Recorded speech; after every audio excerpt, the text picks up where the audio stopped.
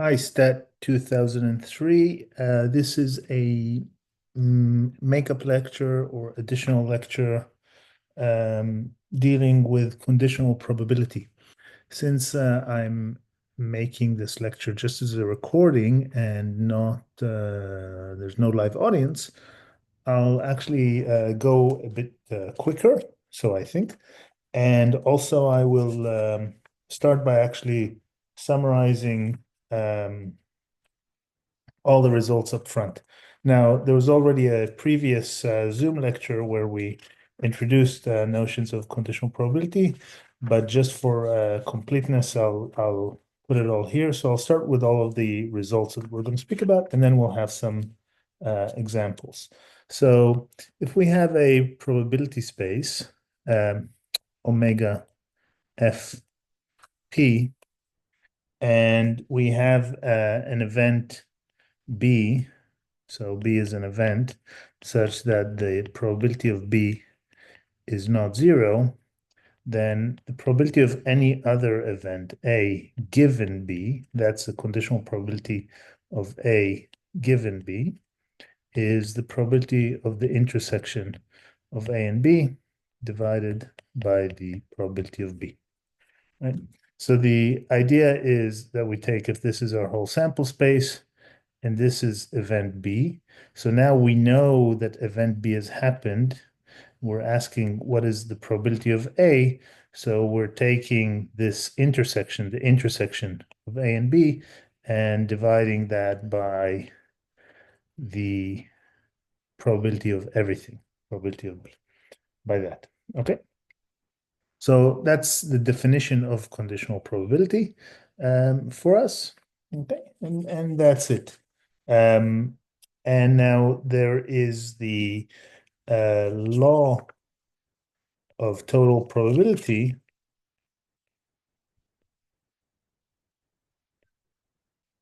which says that if we have now a partition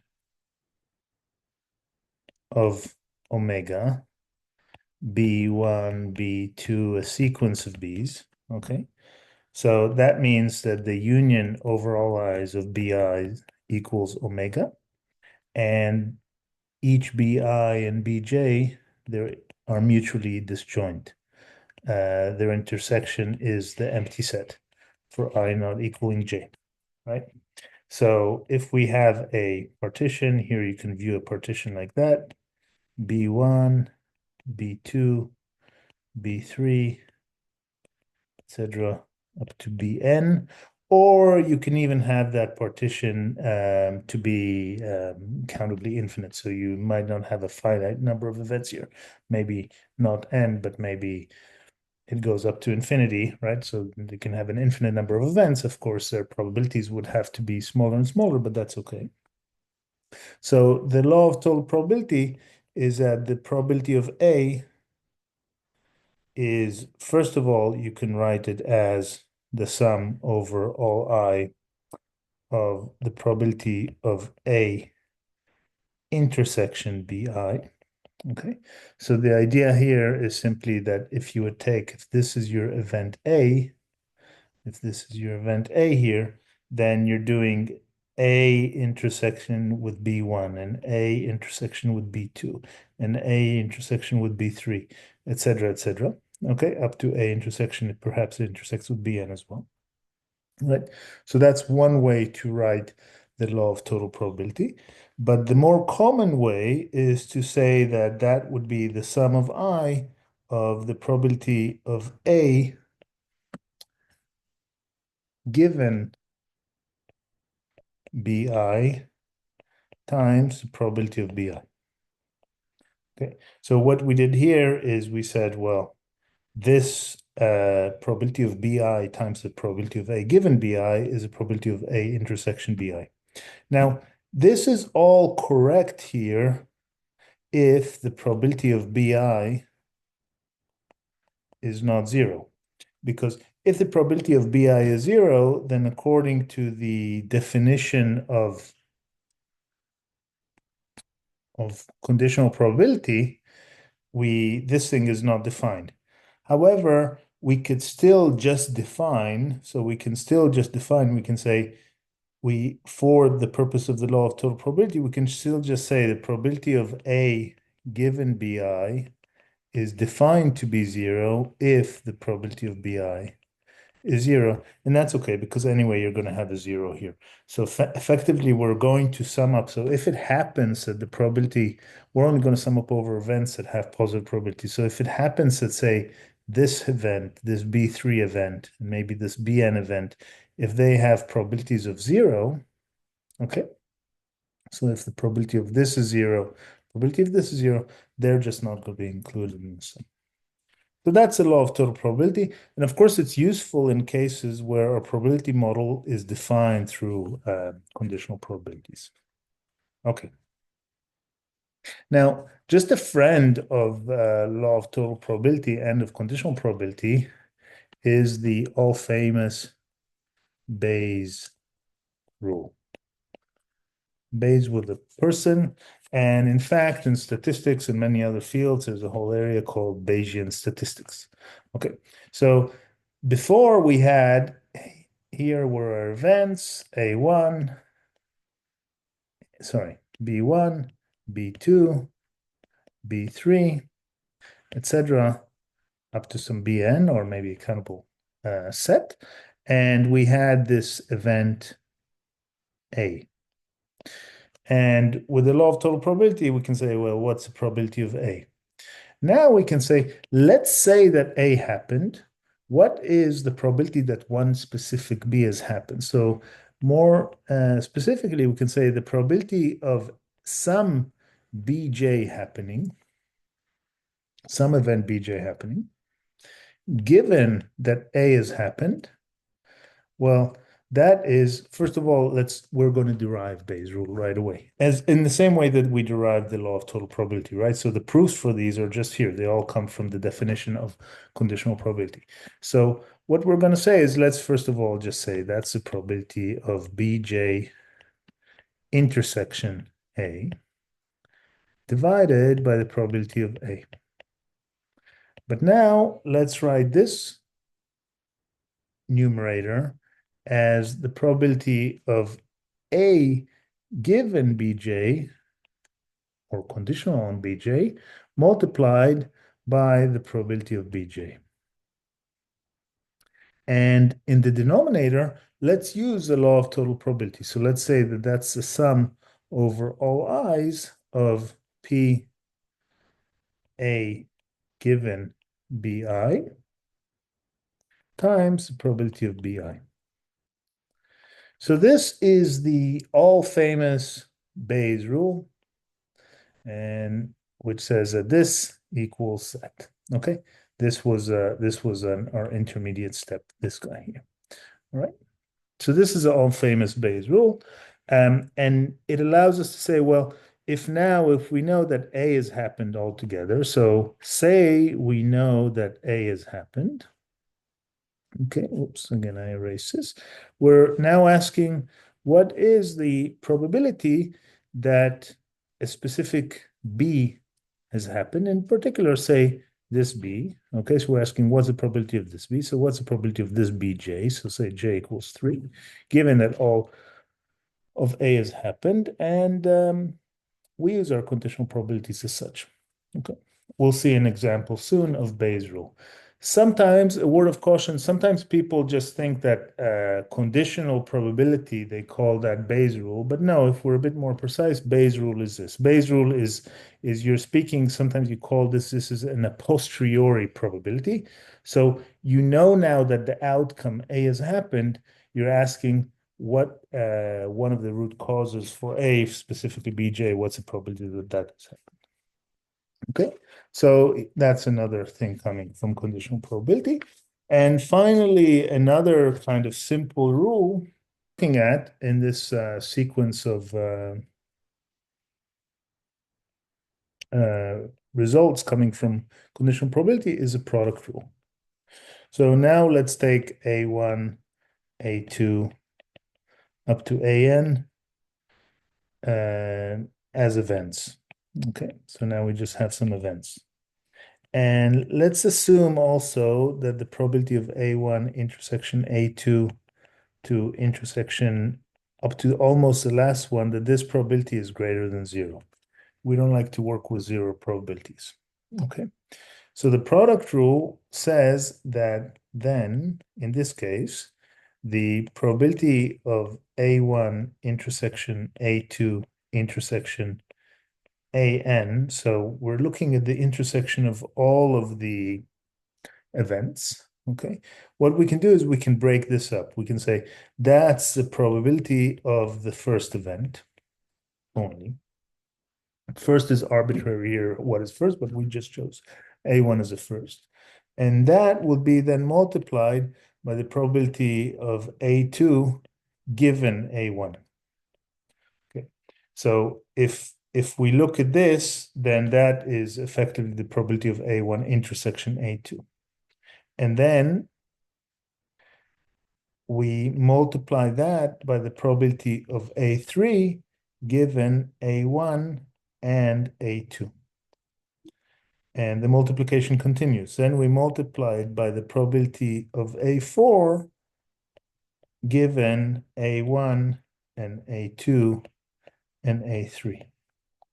And this sequence continues onwards and onwards until we get to the probability of the last event, AN, given A1 and A2 and AN minus 1. So the reason that we made this assumption of non-negativity here is, so this is non-negative, okay? And if this is non-negative, then that also means you can also see by that sorry, not non-negative, strictly positive, right? We can also see by that the probability of A1 up to AN minus 2 is also strictly positive because this event contains this event, right? So this event is a bigger event, right? And in probability, if A is a subset of B, then the probability of A is less than or equal than the probability of B. This is subset. Okay. So anyway, that's why we needed that assumption about this being strictly positive actually implies that this is strictly positive, this is strictly positive. I mean, the probabilities of these are all strictly positive. Okay. You don't want to reach a situation where you do an intersection of the events and your last event is a null event, is an event with zero probability, because then you'll zero out the probabilities. Anyway, that's a small subtle point, but not the most important here. So just to kind of see why this would be true, this is not a proof, but you can prove by induction. Again, look at this. If you open up this conditional probability, that's just a probability of A2 intersection A1 divided by the probability of A1, right? So if you then cancel it with this one, it means that what I'm encircling here is this rectangle. So that's the intersection of A1 and A2. And then the step continues. So this thing is a probability of the intersection of A1 and A2 and A3, et cetera, et cetera. So that's it. That's the product rule. Okay, so if we look at conditional probability, all we have in terms of kind of rules or in terms of results that follow from this quite simple definition. Okay, and in the lecture before we also showed that this is kind of that the probability of something given B satisfies a probability axiom. So this is a probability measure in its own right. So if we have this conditional probability, we've got the law of total probability.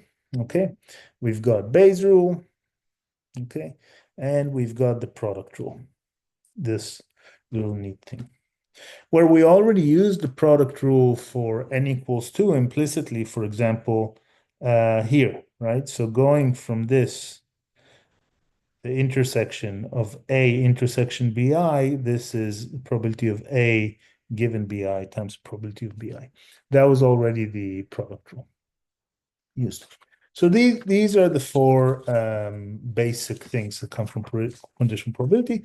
We'll see some examples just shortly, but let me now touch the all-important related term, which is independence. because I just want to give all of the results first and then show some examples. Okay, and we already had in the previous recorded lecture, that was a Zoom lecture before tropical cyclone, also known these days as ex-tropical cyclone Alfred, whatever, hit us. Okay, so what I want to speak about is independent events. So independence or independent events. Independent events. When you get to random variables, or you might have already gotten to random variables when you're watching this video, there's also independent random variables, but now we're speaking about independent events. So the events, and we're now speaking about a collection of n events. So the events A1, A2, etc. Okay, a sequence, and you can have a finite sequence or an infinite sequence, are mutually independent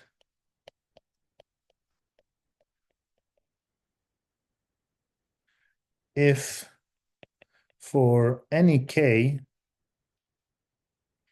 and any choice of indices I sub 1, I sub 2, up to I sub k, the probability of the intersection A I sub 1 and A I sub 2 and A I sub k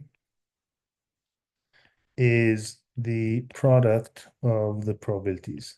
A I sub 1, really A I sub 2, probability AI sub 3, product up to probability AI sub k.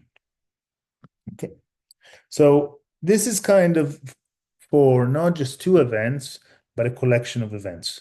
So what we want to take is any kind of set of indices, finite set of indices of events, and say that the probability of the intersection is a product of the probabilities. Again, do not confuse, again, because I said this at the first lecture when we spoke about disjoint events, do not confuse independence and disjointness. Okay. Now, in particular, for two events, which is the case we typically deal with, A and B, the probability of A intersection B is the product of the probabilities. Okay, so that's what we say. So by the way, what does this mean about the probability if A and that's A and B being independent events? Then you don't need to use the word mutually. So that mutually speaks about kind of the collection of n of them. So if two events are independent, what's the probability of A? And let's assume the probability of the B is not zero, given B. So that's the probability of A times the probability of B, because that's the probability of the intersection there, divided by the probability of B. You can cancel this dude out. Okay. And you just get the probability of A. So if two events are independent, then knowing the outcome of one does not affect the outcome or the probability of the outcome of the other. So independence is actually often kind of a model choice. It's something, and we're going to use it a whole lot in this course in different ways. Okay, so it just means that the two things that you're doing do not affect each other. Okay, so if I toss a die and I flip a coin, then the outcome of the die does not affect the outcome of the coin. But if I toss a die and I look at the event that the result is greater or equal than 3, and I look at the event that the result is 6, then these events are not independent, right? Because I learned something, well, if I know it's greater or equal than 3, I know there's some positive chance of 6. So where if the result was not greater or equal to 3, I know that the probability of 6 would be 0. So the whole conditional probability there changes. Okay. But so that's independence. And these were the concepts I wanted to cover in this lecture. It's quite a lot of concepts, and you'll see more throughout the course. And now we'll see some examples. So as a first example, let's just do tossing a pair of dice. And in this one, let's speak about the probability space omega FP. Okay, so a sensible omega here, and we'll be speaking about the case where we know what's the first one and what's the second one. So the dice are colored, okay, blue and red or whatever, or we know that this is the first toss and this is second toss, okay? So in this case, let's take omega to be the tuples 1, 1, 1, 2, up to 1, 6. That's kind of the first die had a 1 and the second one had any of the 6 possible values. And then we continue with 2, 1, up to 2, 6. Okay. Now, of course, omega is a set. I don't necessarily need to order this, but I'm just writing it in an order that's easy for us to comprehend, up to 6, 6. So there are 36 elements in omega. Okay. So let's now call B the event that the sum is 9. Okay. So now I need to take all of the elements of omega. So if I want, I mean, B is obviously an element of the sigma algebra or the collection of sets, but we don't need to worry about that too much. It's a subset of omega. Okay. And we are looking for that specific B for all of the points in omega, all of the possible results in the sample space where the sum is 9. So I guess to get a sum of 9, I can get a if I can't one doesn't if I get 1 in any of them, that doesn't do anything, right? Because you need to get an 8 in another, and a die has 6 sides. 2, I need to get a 7, but I can get like a 3 and a 6. That would give me a 9, or a 4 and a 5. That would give me a 9, or a 5 and a 4. That would give me a 9. Again, the way we're considering our die, that these are different, right? So 4 and 5 is not like 5 and 4. Of course, if we would have said two dice that are indistinguishable, our omega would have been different. Okay, so that's that. And we can also get a 6 and a 3. And I think that's it. All right.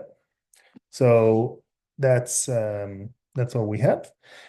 So this is B. Okay. Of course, at this point, if I ask you what is the probability of B, then you would say, well, I say, well, if our probability space is such that the probability of any event A is a number of elements in A divided by the size of omega, which is certainly a great model if you're tossing a pair of dice, if you believe that these dice are equal, then the probability of B is going to be the number of elements of B divided by the number of elements of omega, and that's going to be 1, 2, 3, 4 divided by 1, 2, 3, 4, 5, 6. That's a 6, 36. So I believe that's 1/9. Okay. So, by the way, it's probably a coincidence that this 9 and this 9, we have a 9 from 1/9. So if I tell you what's the probability that the sum is 10, I don't think it's 1/10. Okay. But when you see such things, you got to wonder for a second. So let's just think if it was 10, then you can only get a 10 via a 5 and a 5, right? Or a 6 and a 4. So you got 3. So 3 divided by and a 4 and a 6, right? 3 divided by 36, that's not a 10th. Okay. But this is kind of neat that 9 is 9. Anyway, coincidence. That coincidence happens on other planets as well. That's just life. Okay, so we have our event B, but we want to speak about conditional probability and stuff of that nature. So let's also speak about the event A. The event A is a Let's call that we cast a 5. Okay, so A is we cast a 5. Let's also just look at what elements in omega comprise the event A. Well, there's only there's a few elements really. It's the elements in this row where there's 5, 1, 5, 2, 5, 3, 5, 4, 5, 5, 5, 6, and the elements in this column, right? Where there's 1, 5, 2, 5, 3, 5, dot, dot, dot, dot, dot, dot, dot. Okay, so how many is that? That's 6 plus 6, but let's not count this twice. So there's 12 elements in there. And if I look at the size, minus 1, so 11. So if I look at the size of A, there's 11. Okay, so if we're interested in the probability of A, then that's going to be 11 over 36. Okay. But now let's look at the probability of A given B. Okay, so moving, let's just another page. What's the probability of A given B? And put in words, that is the probability of casting a 5, which is, you'd say, oh, that's 11 over 36. But no, it's probability of casting a 5, given the fact that you know that the sum is 9. The probability of casting a 5, given you know that the sum is 9. So let's use the definition in this case. That's probability of A intersection B divided by the probability of B. The probability of B we've already calculated before. I believe that was our 1/9. So that's a 1/9 for the probability of B. And let's look at the event A intersection B. So the event A intersection B, what tuples, what results of the die toss are going to be in A intersection B? Well, we'll need that we cast a 5 and that it's B. So it's going to have not this guy, not this guy. It's going to have this guy and this guy. Okay, 4, 5, and 5, 4. 4, 5, comma, 5, 4. So, of course, the probability of A intersection B is the size of A intersection B under this equal probability space assumption divided by the size of omega. So that is 2 divided by 36. Okay, or 1 divided by 18th if we would like. So we can then take this result, put it up here, okay, and then we get 1 over 18th divided by 1 over 9th. 1 over 9th go to the top, and that gives us a 2, or a half, right? So that gives us a 9 over 18, which is a 1 over 2, a half.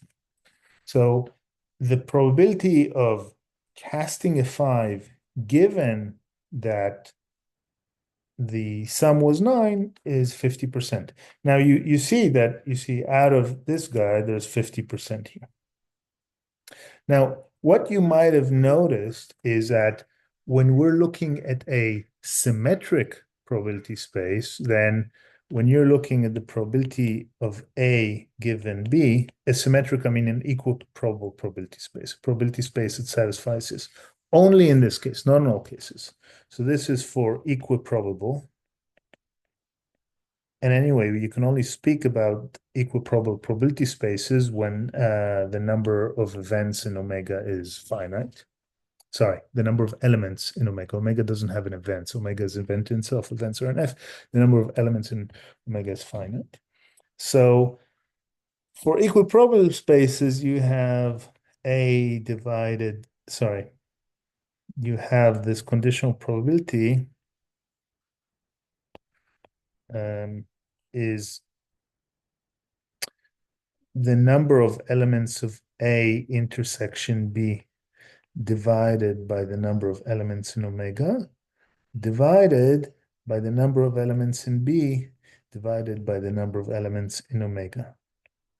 And then you can cancel out this 1 on omega term, both in numerator and denominator. So you get the number of elements in A intersection B divided by the size of B. Okay, so this is conditional probability for equiprobable spaces.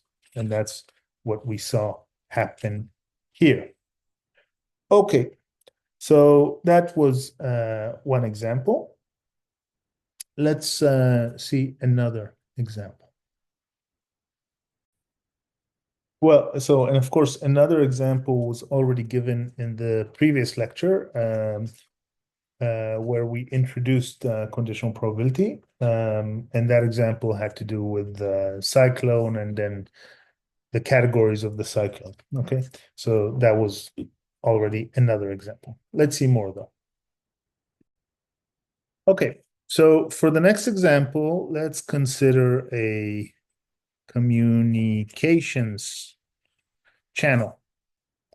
And by that, I mean some digital communication channel where the communication is 0, 1, 0, 0, 1, 0, 0, 1, 0, etc. A sequence of 0 and 1s, a sequence of bits. Okay, so you're sending messages over some sort of communication channel, on, off, on, off, on, off, on, off, etc. 0, 1, 0, 1s. That's your communication channel. So now let's say that 70% of bits are 1. Okay. So hence, of course, 30% of bits are 0. So this is not a 50-50 communication channel.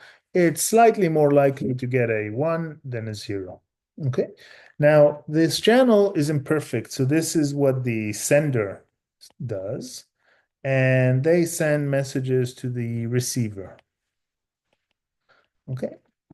And there's disturbances. Somebody can you can send a 0 over the waves and you get a 1, or you can send a 1 and you get a 0. Okay, there's a chance of making an error. There's a chance of a 0 being distorted to be a 1. There's a chance of a 1 being distorted to be a 0. Okay, so what you get back is not necessarily the same sequence of bits, or for any particular bit, it's not necessarily. So the way we kind of model this is we say there's a chance of epsilon 0 of thinking that it is 1 when actually 0.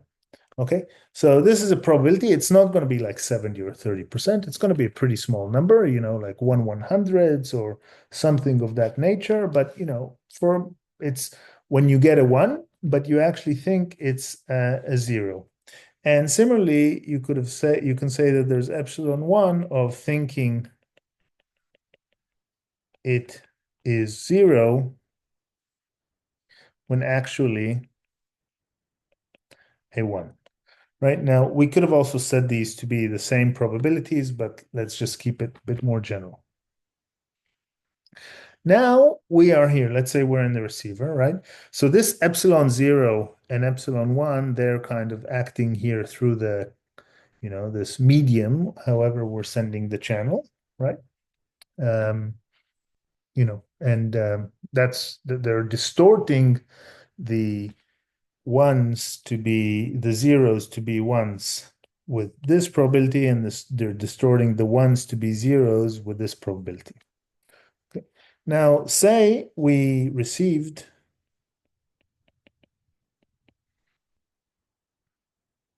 a 1.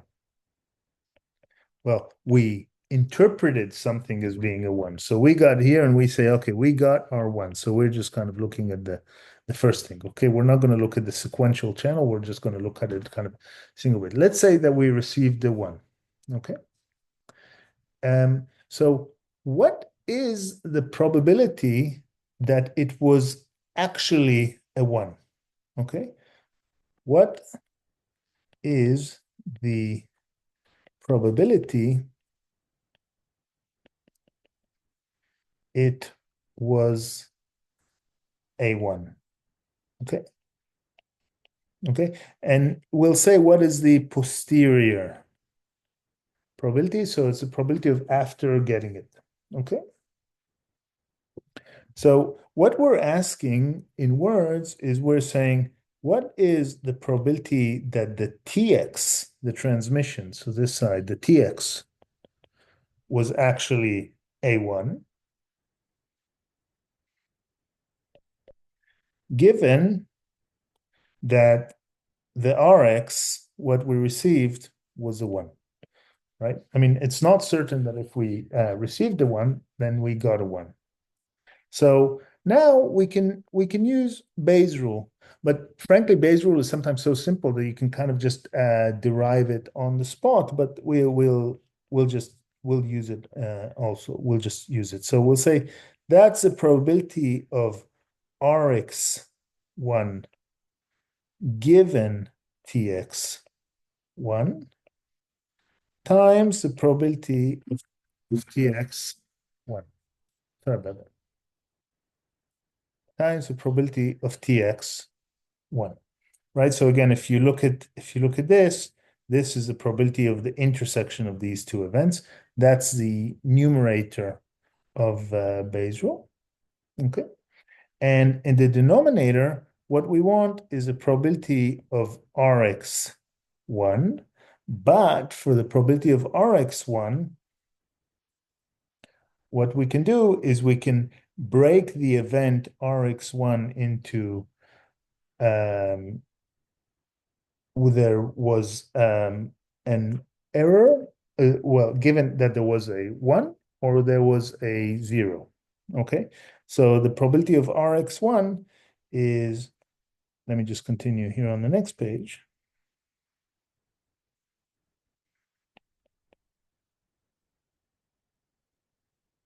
Probability of Rx1. So then we can kind of say, okay, we take our space and we can say this is Rx. Okay, this is, and now you can say this is Tx1. Well, let's say Tx0 and Tx1. Okay, so if we had an Rx1 and we Tx0, if we're looking at this spot, Rx1 and Tx0, this means that error occurred, right? And if we're looking at Rx1 given Tx1, then no error occurred.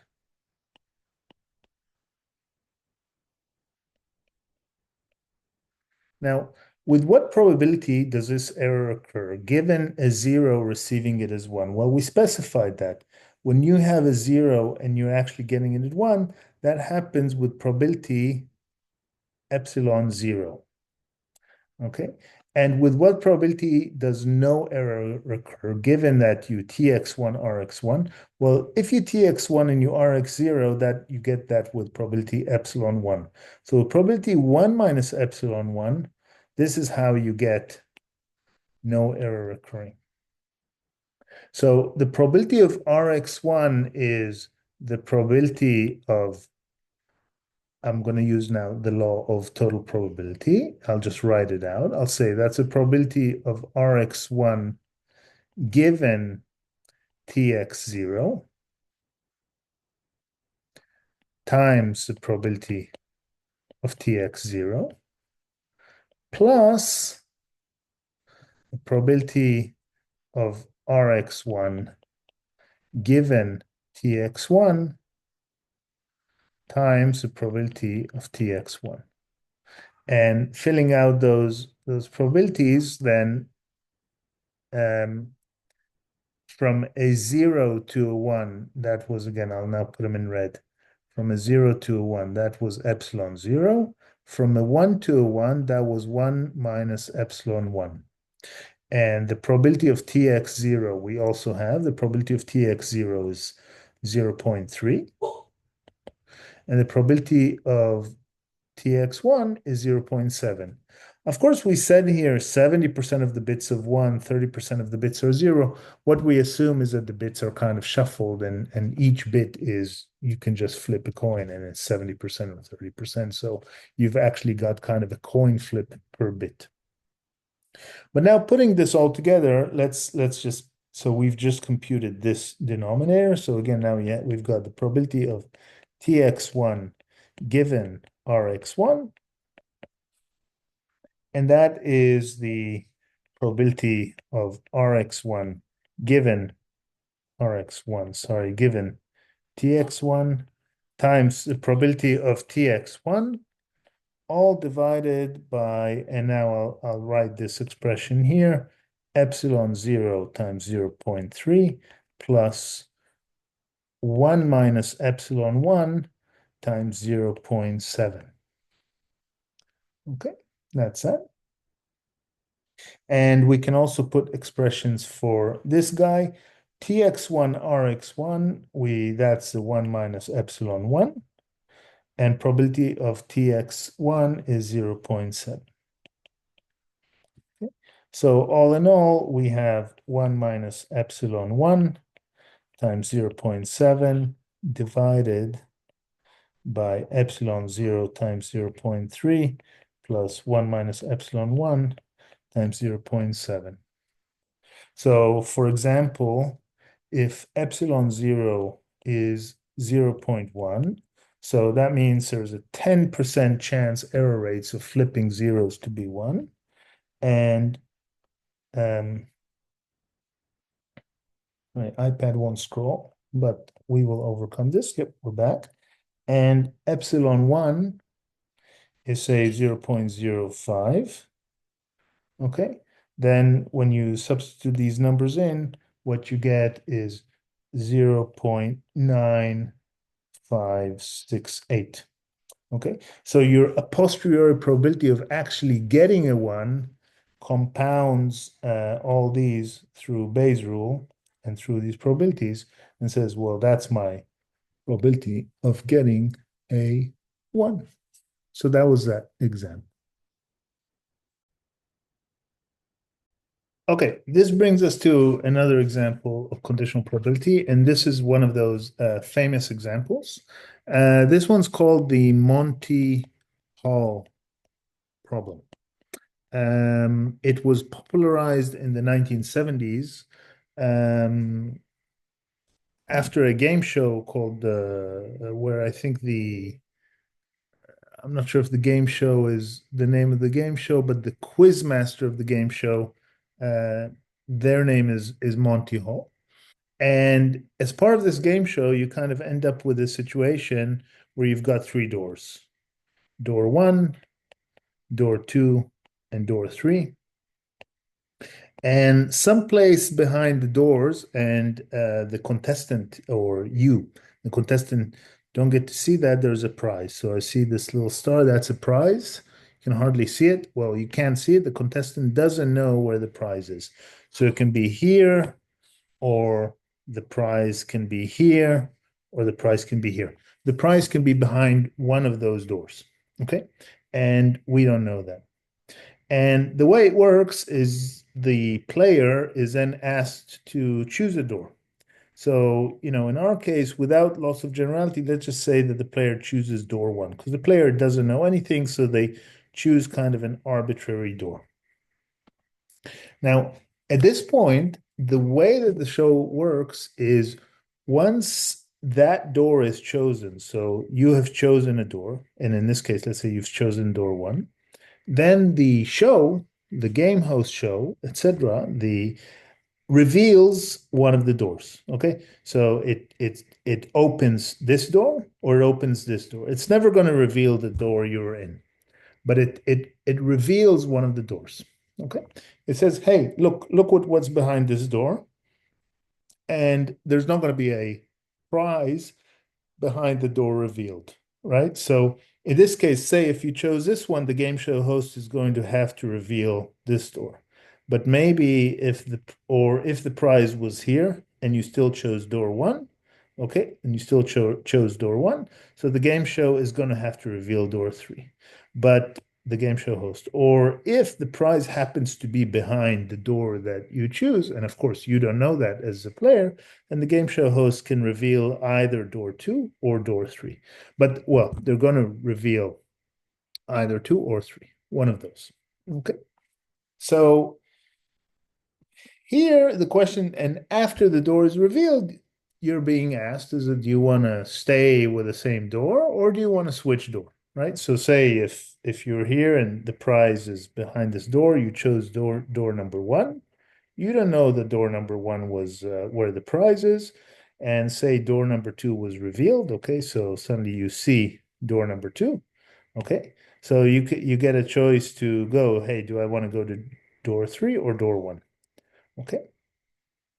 So in this case, let's actually consider two probability problems for two different policies. So you are going to be in this show, say, and you have two different policies, and let's call them policy 1 and policy 2. By policy, I mean the way you are going to behave. Okay. So policy 1 is even after a door is revealed, you stay with your door. Okay, they revealed the door. I don't care. I stay with your door. So, in our case, we're always going to stay with door 1 because without loss of generality, we assume we choose 1. And in policy number 2, you switch, meaning you switch to the other door that was not revealed, right? Switch to other closed door.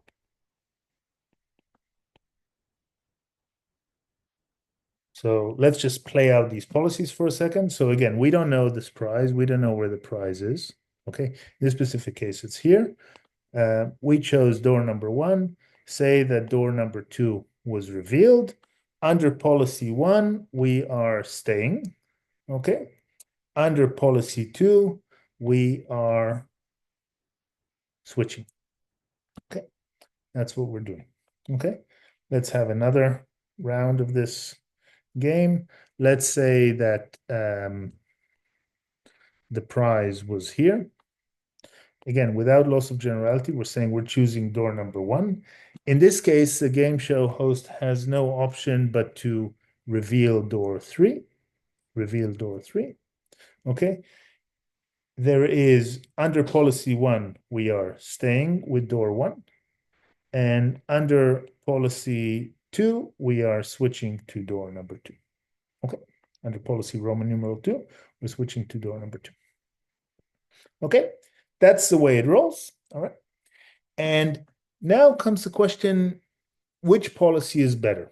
Now, what does it mean better? I mean, our goal here is to maximize the probability of winning, of finding the prize. So better means which policy has a higher probability of winning. Okay. And they're not the two, there's two separate probability spaces. So you've got the probability space of policy 1, it's how you behave under policy 1. Okay, it has its own probability space and probability rules. And you've got the probability space of policy 2. Okay. So now let's carry out a probabilistic analysis comparing these two policies. Now, I must say that most people, as did I when I first heard of this, say, well, it doesn't matter because it's all random. Okay. So why would it matter if you switch or stay? I mean, you came a priori without the game show doing anything. You chose a random, the game show host doing anything, Monty Hall, without them doing anything. You chose a random door. Why would you change? But the result is actually a bit surprising. So we'll see that now. Okay, so in analyzing the probabilities associated with policy 1 and policy 2, and again, without loss of generality, we just say that we choose door 1. Let's say that AI in both policies, right? So, but they're just going to be different probabilities. So in AI, because each policy has its own probability space, but we'll still just denote those events to mean the same thing. So AI is prize behind door I. Okay, that's going to be AI. All right. And BI is the event that door I is revealed by the game show host. Okay. So for example, just in this realization of the game, let's see, AI, A1 is not happening, A2 is happening. So that event is happening. A3 is not happening because the prize is behind door I. And let's say we choose this door. So the game show host has to actually reveal door 3. So then the event B that happens, B1 is not happening, B2 is not happening, B3 is happening. Okay, so these are the events. So let's now compute the probability of winning given, say, that the prize is behind door 2. Okay, now we'll do that for policy 1. Again, policy 1 is we're just staying with the same door. And we'll also do it later for policy 2. Okay, probability of winning given that we have that B2 is revealed. Okay, so what I'm saying is, let's say that we chose door 1. Let's say B2 is revealed, and let's look at each of the policies. What's the probability of winning? Okay, all right. So the probability of winning given B2, so what's the event winning? With policy 1, the event winning means that we are actually A1 is what we have, right? So because A1 is where the prize is. So that is going to be the policy of winning given A1. And with policy 2, winning, well, policy 2, if door 2 was revealed, that means we go to door 3. Okay, so the probability of winning is the probability of A3, that the prize is actually behind door 3, given B2. So let's compute these probabilities. So the probability of A1 given B2 under Bayes' rule is a probability of B2 given, given, what's this very funny thing?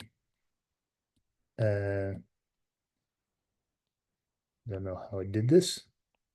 Sorry. That's a probability of B2 given A1 times the probability of A1. That's what we have in the numerator. And in the denominator, I'm just going to leave the probability of B2. Okay. So probability of A1 given B2 is the probability of B2 given A1 times A1 divided by the probability of B2. And let's understand these probabilities. Given A1, what's the probability of B2? So if the prize was here, what's the probability of this door being revealed, right? So given A1, A1 means that the prize is actually here. What's the probability of this door, of this door being revealed? Well, the game host show is kind of indifferent between doors 2 and 3, so that's just going to be a half. Now, what's the probability of A1? Well, in general, the prize is kind of put randomly, uniformly, and then our assumption is across these doors, so that's just going to be a third. And what's the probability of B2? So the probability of B2, it's now not that it's not conditional on well, we have chosen door 1, so probability B2 is also going to be a half. So in this case, with policy 1, the probability of winning is just, by canceling out these halves, is just a third. Okay, so policy 1, well, you actually didn't do anything. Of course, you just go and you chose the door randomly, and you have a 1 in 3 chance of choosing the door. But now let's get to probability to policy 2, where the probability of winning is actually the probability of the prize being behind the third door, given that the second door was revealed. Well, let's write that out. So again, we'll write that's a probability of B2 given A3 times the probability of A3. And in the denominator, again, the probability of B2. So if the prize is behind door 3, what is the probability of B2? What is the probability of B2 given A3? So we've chosen this door. That we just say we chose door 1 without loss of generality. And we're asking now, what is the probability of B2, the door 2 being revealed, given A3? Well, the game show host has no choice. They have to reveal this door, and hence this number, this one here, is 1. Okay. What's the probability of A3? Well, that's again going to be a third, right? Because that's just the probability of A1 prize being A1, A2, A3. That's just equiprobable across doors. And what's the probability of B2 being opened without the information of A3? Well, B2, if we don't know where the prize is, just a probability given that we came and we chose this door, the probability of B2 being opened is just a half. So lo and behold, when you look at this conditional probability, you get a 2/3 chance. So you're actually increasing your chances from a third of winning to 2/3 of winning by having policy 2, by policy 2 of flipping. Now, this all analysis was under the assumption that you choose door 1 and that the door revealed happened to be door 2. But the same analysis would be if the door revealed would be door 3, given the event B3. And this is a result that took many people in the 1970s by surprise. It's very simple, the analysis, but it's actually surprising that by actually switching the door, you are increasing your chances significantly of winning. And that is the Monty Hall problem. Now, just in presenting this to you, I just realized that I said, hey, there's actually different probability spaces for the two policies, but that is wrong. So correct that, that is wrong. It's the same probability space. It's just that under policy 1, winning means the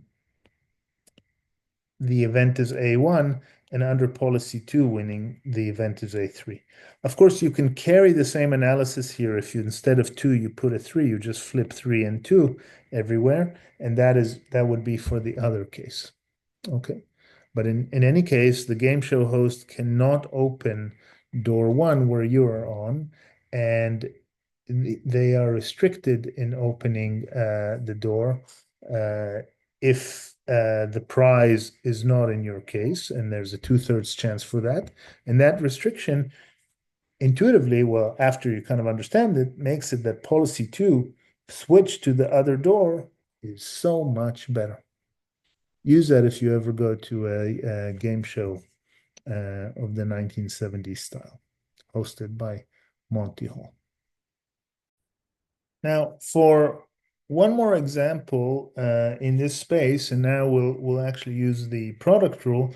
Let's return to the birthday problem that we spoke about early on in the course before we were affected by this tropical low. Tropical cyclone Alfred. Okay. Which did affect a lot of people severely. So the birthday problem is, again, we're asking what is the probability of having two people in a room and people having two or more people having, well, what is the probability of having a pair of people having the same birthday? Okay.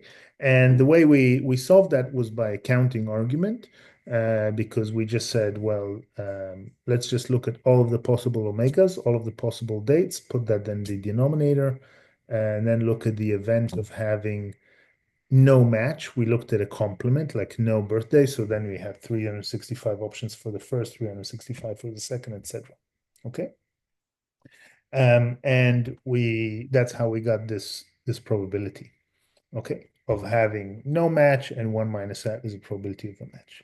But let's now treat this in a more sequential manner. Okay, so let's define AI, and then we're going to use a product rule for that. So let's define AI as the event where the first I people have different birthdays. Okay. So now what we can actually see is that the event A A n means that the first n people have different birthdays. Sorry, the event A1 that only the first one person has different birthday. That event always happens with certainty, and a subset of that event is the event that the first two people have different birthdays. And a subset of that is that the first three people have different birthdays, right? Because if A3 happens and the first three people have different birthdays, right? That's if A3 happens, then that also means that A1 happens, that the first person has a different, well, A1 is really omega, really, but that doesn't matter. Okay.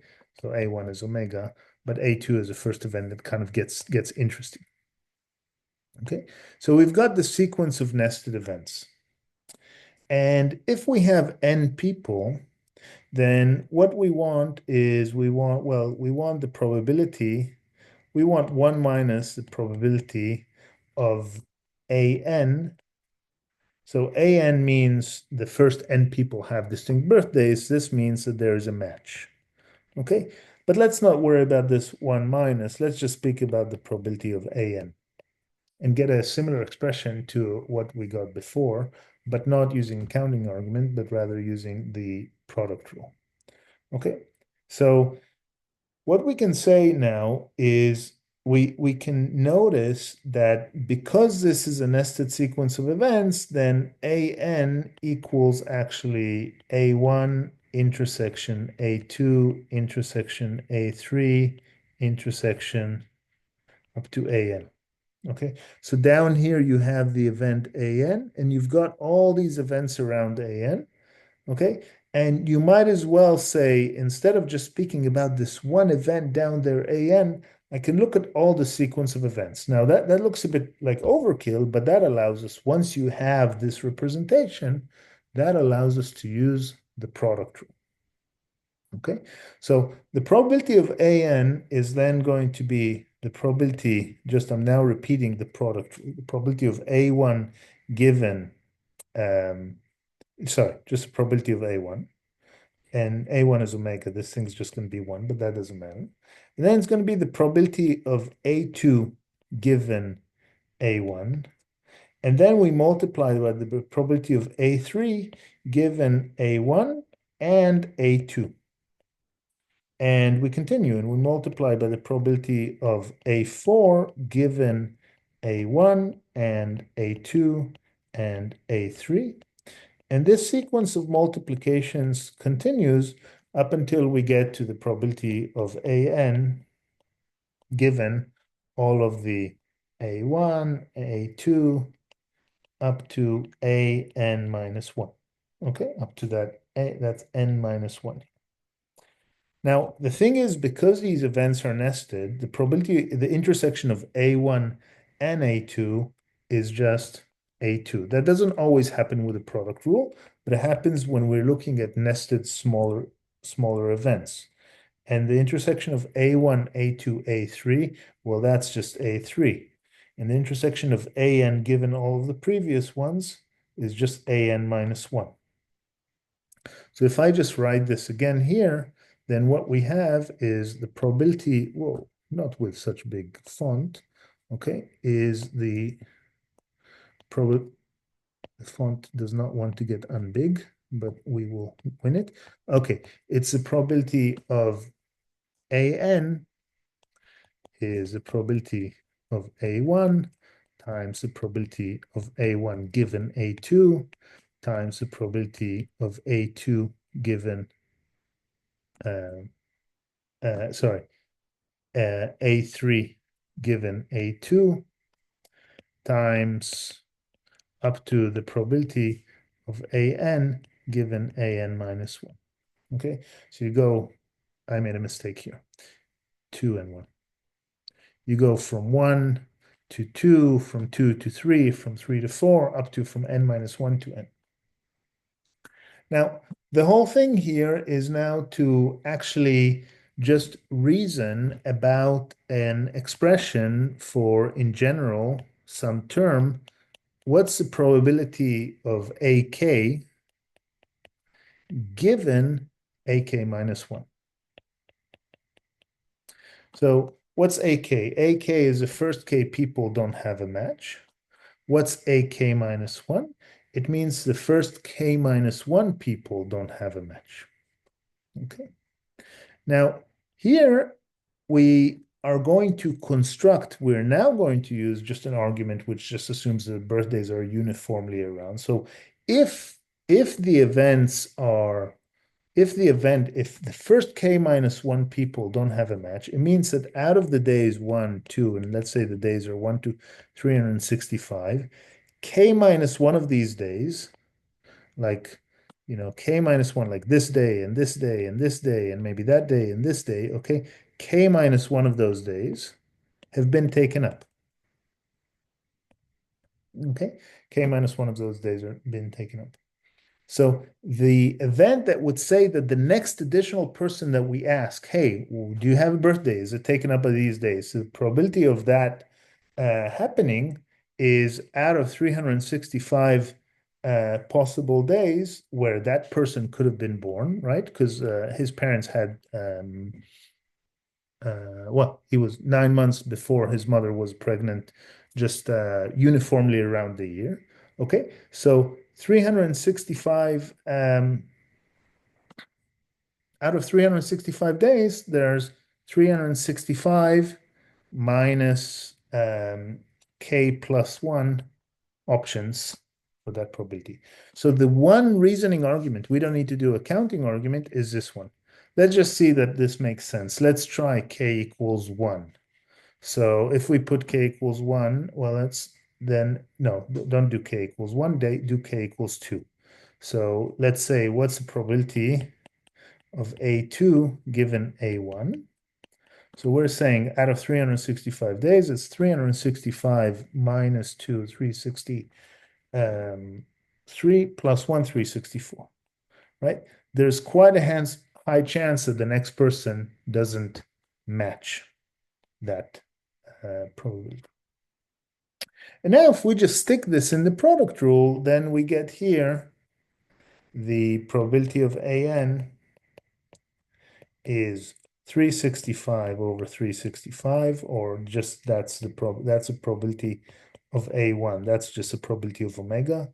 But then 364 over 365, 363 over 365, up to 365 minus n plus 1 over 365, which is the exact same expression that we got by considering the whole thing, right? So it was 365 to the power n here in the denominator, and in the numerator, it's 365 times 364 up to 365 minus n plus 1. So that's it. That's how we can use, this is quite an involved argument for something that was simpler via counting, but this general idea of taking an event here, which is kind of a bit of a subtle, maybe rare event, and looking kind of at a sequence of events that gets to it and then representing it as a product rule, well, that transcends to other applications in probability. Okay, and now one final example dealing with independence. So let's take a case where we simply toss two coins, okay?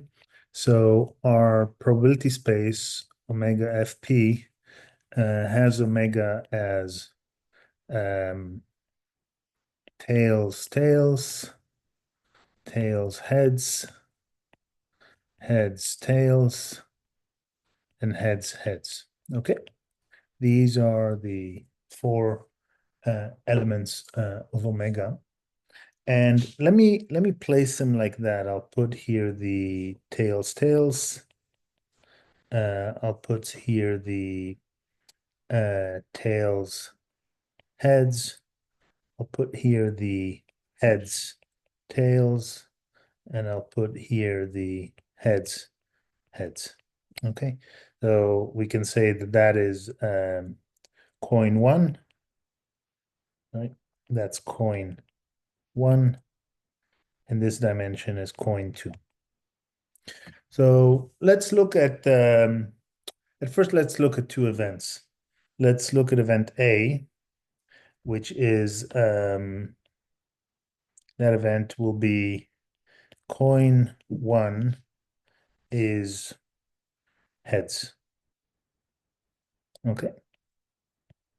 So what are the elements in this event? Well, they are heads, tails, and heads, heads, right? In both of these elements of the sample space, we have event A. Okay, coin one is heads. Let's look at event B. That would be coin two is heads, and that event has the elements of the sample space, the elements of omega, which are tails, heads, and heads, heads, right? So it's for the first event, because it's coin one, so we look at this as coin one, and for the second event, because it's coin two, this is coin two. Okay, so if we look at the second event B, this here is event B. All right, now if these are fair coin flips, we might as well assume that all four, that this is an equiprobable space. So for any A in the set of events, the probability of A is the number of elements of A divided by number of elements of omega, or just the number of elements of A divided by 4, right? So, well, any event A tilde, right? This A is not this A. Okay, just to be clear. So then, of course, we have that the probability of A is 2 over 4, which is a half, and the probability of B is also 2 over 4, which is a half, and that's all nice and sensible. Now, let's check if in this space, if these two events are independent. Well, what's the probability of A intersection B? The event A intersection B, first of all, we can read it as the coin one is heads and coin two is heads, so that's both coins of heads. And indeed, when we do an intersection of these two events, we get that heads, heads, it's the only element that exists in both. So that's also the probability of heads, comma, heads. Okay. Now, that is the number of elements in this singleton, heads, comma, heads. The number of elements there is just 1, and 1 divided by 4 is a fourth. Now, let's ask, is this equal to, let's put a question mark there. Is this equal to the probability of A times the probability of B? Well, we computed that the probability of A and a half is a half probability of B and a half. So that's a half times a half.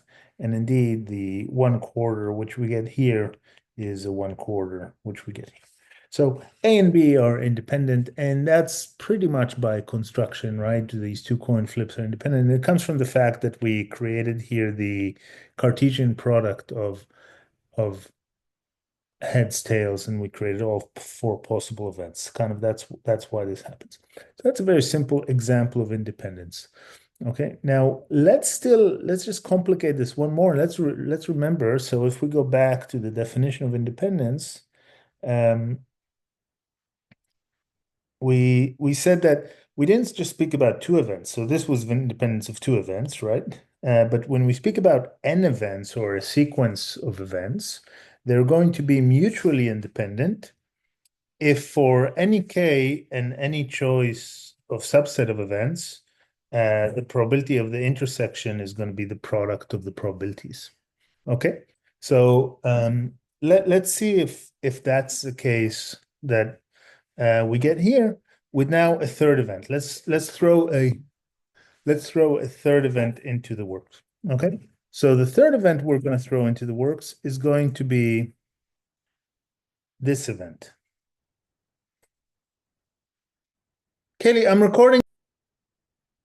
Sorry, I had to stop. I'll continue from here. So let's throw a third event into the works, and this will be this event. Let's call this event C.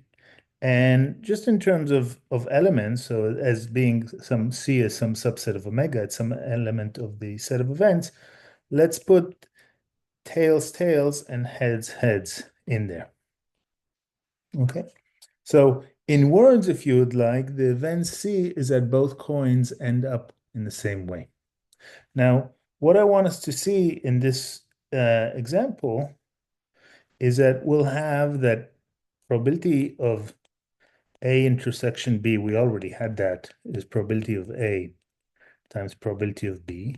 So this is equivalent to the statement A and B are independent.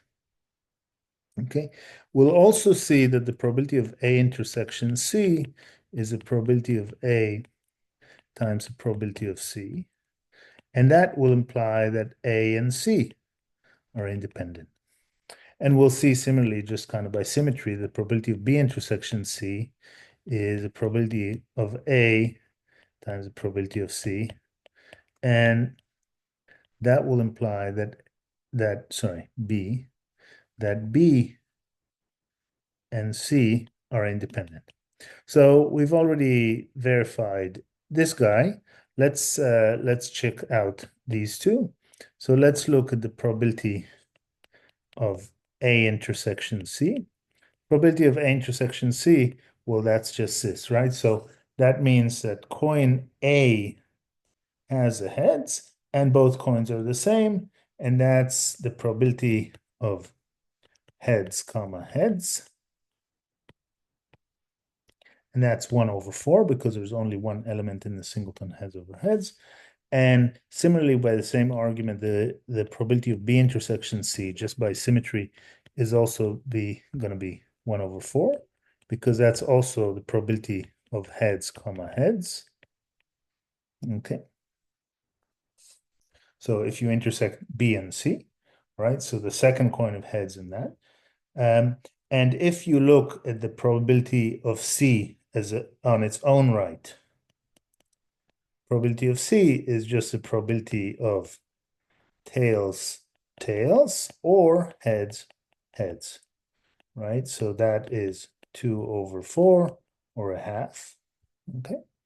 So if you look at the probability of A intersection C, which was a quarter, that's also the probability of A, which was a half, times the probability of C, which we just saw, is a half, so that's also a quarter. And by this, we have ticked that A and C are independent. The same argument goes also for the probability of B intersection C. So you get here the probability of B times the probability of C. That's a half times a half.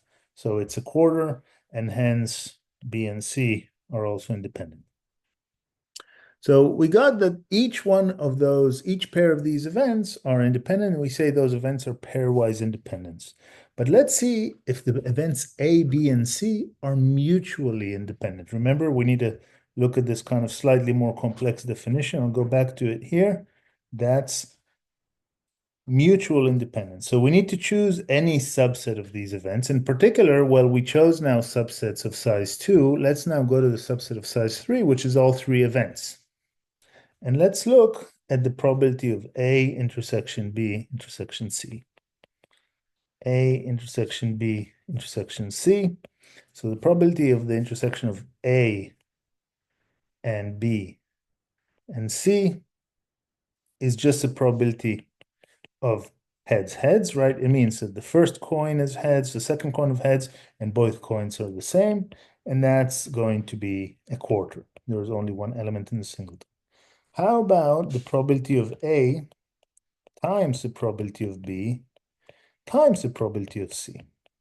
Well, we had the probability of A was a half. We've computed that before. Probability of B was also a half. That's the probability of one coin heads, the probability of the other coin heads. Probability of both coins being the same, that's also a half. So that's an eighth. And a half does not equal an eighth. Okay, so A, B, and C, those three events are not mutually independent, right? So when you look at all three of them together, they're not independent. Okay, and that's just the way it is. Well, that's the end of this example, and that's the end of this little video series. Um, Thanks for looking, watching. Again, well, I should have said this at the start, but I think I probably did in messages. This can be watched pretty much at any time as we go into random variables. So there's no very strong urgency on following this material. Okay, study well and good luck. Bye.